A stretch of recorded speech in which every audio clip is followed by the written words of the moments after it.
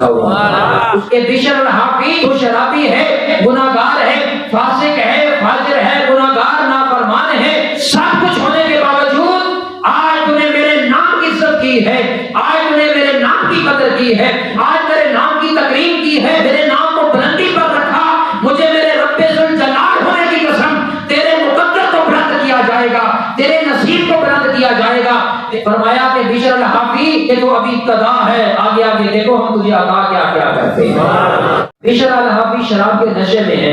بالکل کوئی دنیا کی پرواہ نہیں تھی، کوئی ہوش و حواس نہیں تھا، میں خانے سے نکلے گھر کی طرف آ رہے ہیں، لڑکھڑا رہے ہیں، شراب کے نشے میں مست ہیں، گزرتے گزرتے راستے میں ایک کاغذ پر نظر پڑی، کاغذ پر نظر پڑنا تھی کہ اللہ کی رحمت کی نظر اس طرف ہو گئی،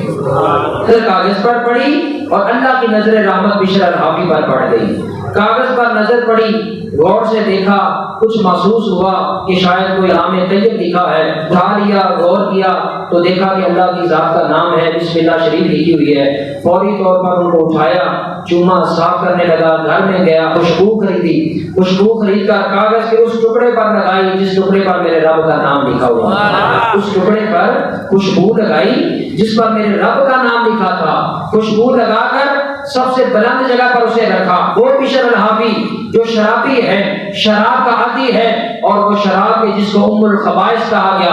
آج اللہ کے نام کی قدر کر رہا ہے، اللہ کے نام کی تعظیم کر رہا ہے، اللہ کے نام کی تکریم کر رہا ہے، اللہ کے نام کو خوشبو لگا رہا ہے، اللہ کے نام کو بلندیاں دے رہا ہے۔ رات ہوتی ہے، یہ بند ہوتی ہیں، مادی آنکھیں بند ہوئی، دل کی آنکھیں کھل اٹھی، رب کائنات نے مخاطب کرتے ہوئے کہا کہ بشر الحافی تو شرابی ہے، گناہگار ہے، فاسق ہے، فاجر ہے، گناہگار نافرمان ہے، سب کچھ ہونے کے باوجود آج تو نے میرے نام کی عزت کی ہے، آج تو نے میرے نام کی قدر کی ہے، آج میرے نام کی تکریم کی ہے، میرے نام کو بلندی پر رکھا، مجھے میرے رب ذوالجلال ہونے کی قسم تیرے مقدر کو بلند کیا جائے گا، تیرے نصیب کو بلند کیا جائے گا، تیرے مقام و مرتبے کو اسی طرح بلند کیا جائے گا جیسے تو نے اپنے رب کے نام کو بلند کیا ہے۔ بس صبح ہوتی ہے، بشر الحافی کی دنیا بدل گئی ہے، بشر الحافی وضو کرتے ہیں، مصلی بچھاتے ہیں، اللہ کے حضور گریہ زاری کرتے ہیں، گڑ گڑا کر روتے ہیں، آنسو بہا بہا کر کہتے ہیں کہ باری تعالیٰ میں نہیں سمجھتا تھا کہ میرا یہ چھوٹا سا عمل میرا مقدر بدل دے گا، میرا نصیب بدل دے گا، میری ساری زندگی کی ساری خطاؤں پر تیری رحمت کا پانی پھیر کر انہیں دھو دیا جائے گا۔ باری تعالیٰ مجھے یہ توقع امید نہ تھی، تو نے مجھ پر رحم فرمایا ہے، باری تعالیٰ تیرا شکر ہے۔ فرمایا کہ بشر الحافی یہ تو ابھی ابتدا ہے، آگے آگے دیکھو ہم تجھے عطا کیا کیا کرتے ہیں۔ یہ تو ابھی ابتدا ہے، آگے دیکھو تجھے عطا کیا ملتی ہے۔ آپ کبھی پڑھیں ان کا تذکرہ، سیدی و سندی حضور شیخ الاسلام پروفیسر ڈاکٹر محمد طاہر القادری مدثر العالی، ان کی کتاب ہے تذکرے اور صحبتیں، ان کے اندر آپ اولیاء و صالحین کی زندگی بیان کرتے ہیں۔ وہاں انہوں نے لکھا کہ بشر الحافی کا مقام اور مرتبہ اللہ نے یہ رکھا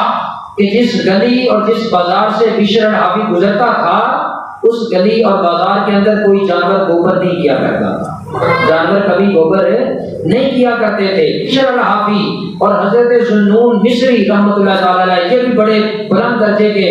اللہ کے ولی ہیں، بشر الحافی کے زمانے کے تھے، ایک ہی زمانہ کا تھا اور قریب قریب کے محلوں میں رہتے تھے۔ وقت گزرتا رہا، اللہ تعالیٰ نے بشر الحافی کے مقدر اور نصیب کو بدلا، اور جس گلی اور بازار سے گزرتے ہیں جانور گوبر نہیں کرتے۔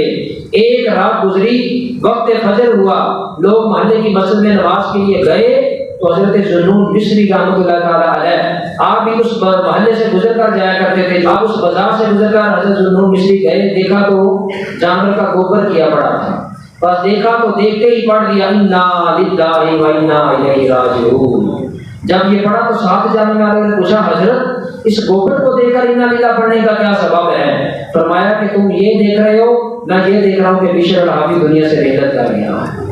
بشر الحافی دنیا سے رحلت کر گیا۔ پوچھا حضرت آپ کو کیسے معلوم؟ فرمایا تم نہیں جانتے کہ بشر الحافی کا اللہ نے مقام اتنا بلند کیا، عزت اتنی عطا کی، رتبہ اتنا زیادہ دیا کہ بشر الحافی جس گلی سے گزرتا تھا جانور بھی احترام کرتے تھے۔